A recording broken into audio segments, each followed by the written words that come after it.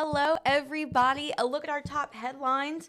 A shooting at a home in Foley, an attorney sentenced for assault of a councilman, and an execution is set in Florida tonight. All of that and more is coming up on News 5 Now. Brought to you by Green and Phillips Injury Lawyers, covering news from your neighborhood and around the world. News 5 Now starts right now. Hello, everybody. Welcome in. My name is Summer Poole. I am the digital reporter here at WKRG. Happy Tuesday evening. It has been a long day, but we're almost get to go home from work. It's almost that time where you get to curl up on the couch and watch a TV show or scroll on TikTok, do one of your hobbies. My current hobby is scrolling on TikTok and spending money. I like that hobby a lot. What can I say? All right, guys. Well, let's go ahead and get into our top stories of the day. We've got a lot to cover. So let's start with number 5. A death row inmate who killed a woman on the Florida Panhandle 36 years ago is set to be executed by a lethal injection tonight. Mark Gerald has been on death row since he was convicted in 1990 for murdering Teresa Pettibone during a home invasion the year before. Court records show Pettibone's young son found his mother's body inside their home in Panama City Beach that February. Gerald was a carpenter who had done remodeling at the home.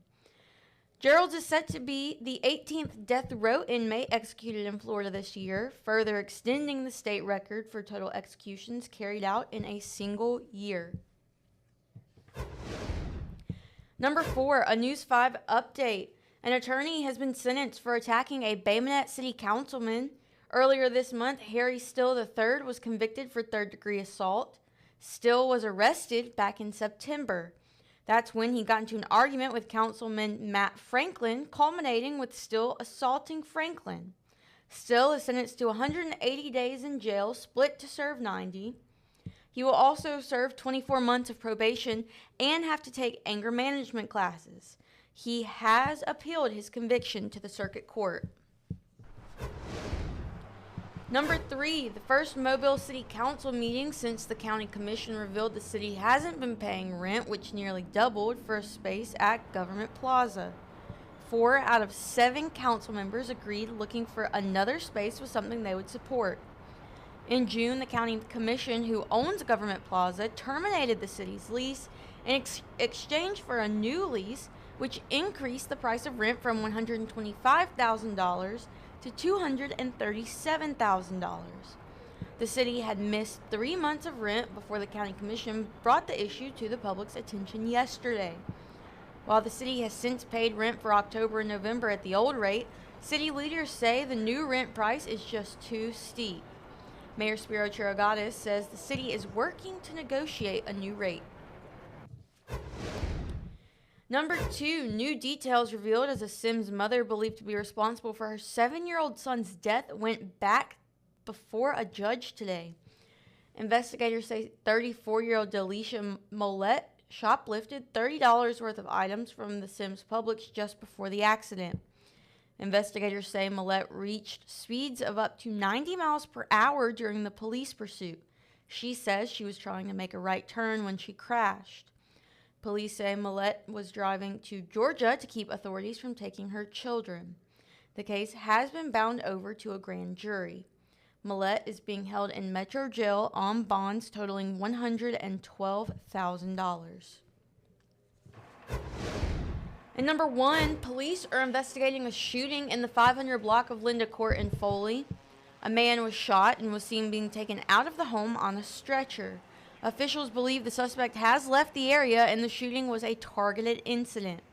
The victim is being taken to a local hospital with serious injuries. You can tune in to News 5 at 6 for more information on that. And that, my friends, is a look at our top stories this Tuesday evening.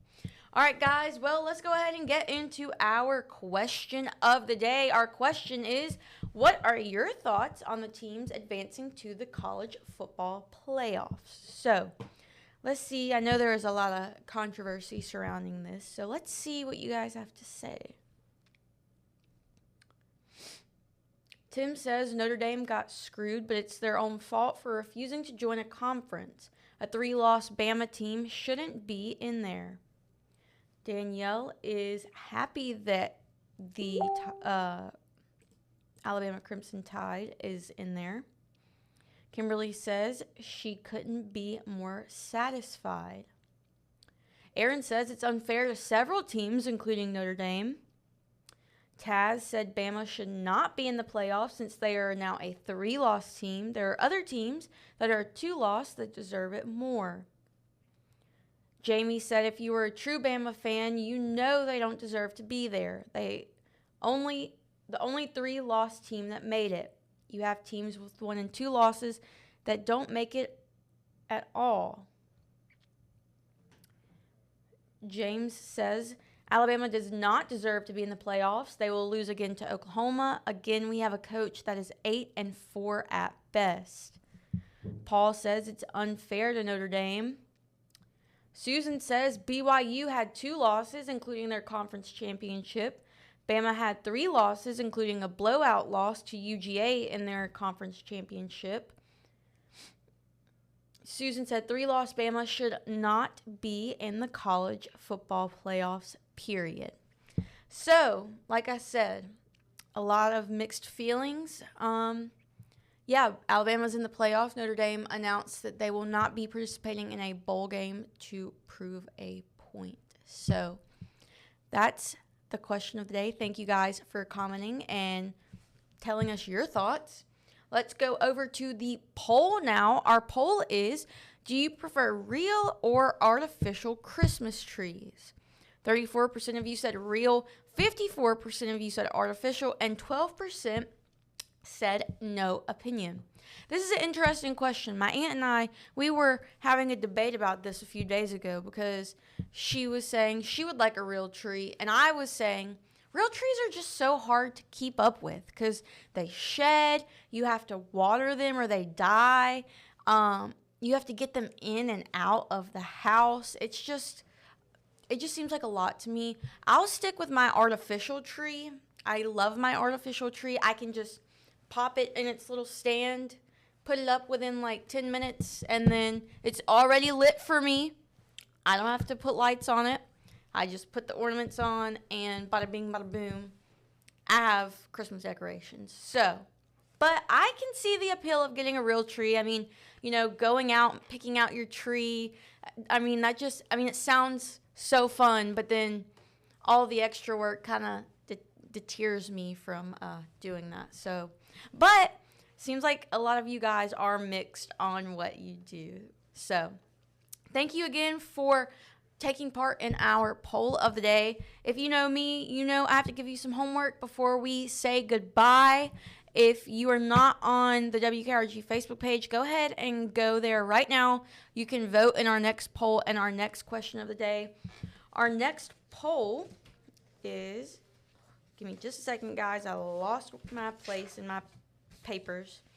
Okay, our next question is, what are your thoughts on the Hangout Music Festival not happening next year?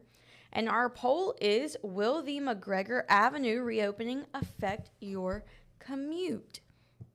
I went to Spring Hill College, go Badgers, and I would say it definitely affects the college students' commute.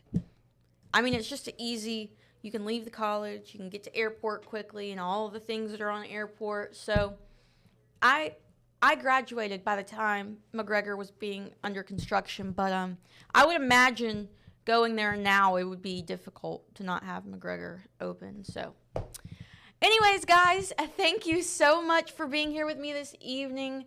Like I said, go vote in our question and our poll of the day, and I will see you guys later. Bye, guys. Covering news from your neighborhood and around the world. You are watching News 5 Now, brought to you by Green & Phillips Injury Lawyers.